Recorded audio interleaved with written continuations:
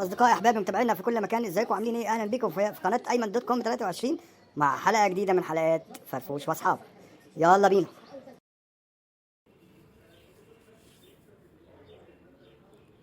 ايه بقى حال الكورة المصرية وصل للدرجة دي يا فاهم؟ بقى الانسحاب من ماتش ببطولة يتقال عليها في حد ذاته انه بطولة وكرامة ومش عارف ايه اللي جرى للكورة المصرية؟ ما هو امثالك هم السبب، يا الكوره باظت من شويه. انت بتقول ايه يا فاهم؟ انت اتهبلت ولا اتهرشت في مخك؟ لا لا لا لا لا لا يا كوتش، انا ما اقصدش، انا اقصد اللي امثالك، الناس العاقله الفاهمه الراسيه لما بعدوا عن الساحه الرياضيه الكوره باظت. ايوه كده اتعدل. انا افتكرت حاجة تانية، كنت اقول لك اسند ظهرك.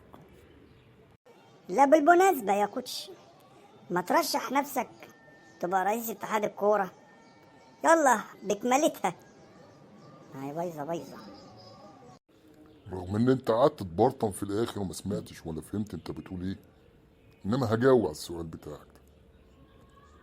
وانا قاعد في قهوة بعجورة مع اصدقائي غيركم طبعا، حبايبي واصدقائي التانيين، اقترحت عليهم الاقتراح ده وقلت لهم ارشح نفسي لرئاسة اتحاد الكورة.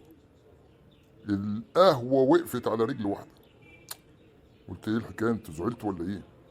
فبسأل واحد منهم، قال لي اه طبعا زعلنا، لان احنا هنفتقدك ومش هتقعد معانا، مش هنعرف نستفيد بخبرتك الكبيرة يا كوتش. يعني ما علينا. طب قول لنا بقى توقعاتك لماتش الاهلي والترجي اللي هيتلعب في تونس. الماتش باين عليه هيبقى حامي. بص بقى يا سيدي، اسند ظهرك الاول. توقعاتي بقى للماتش ده، ان شاء الله الاهلي هيفوز 2-0 ويعمل ماتش حلو، بس في حالة واحدة، لو اللعيبة رجالة وركزت ونفذت تعليمات كولر اللي انا قايلها له طبعا، هيظبط الاداء ظبطة صح والعيال هتلعب لعبة.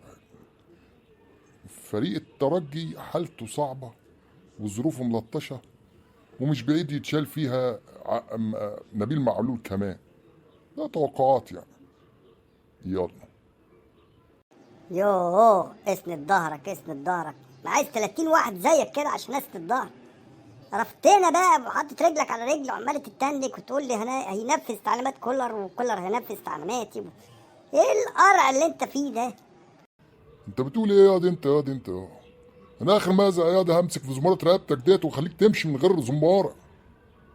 الحقوني، الحقنا فرفوش، الكوتش هيتجنن وهيموتني.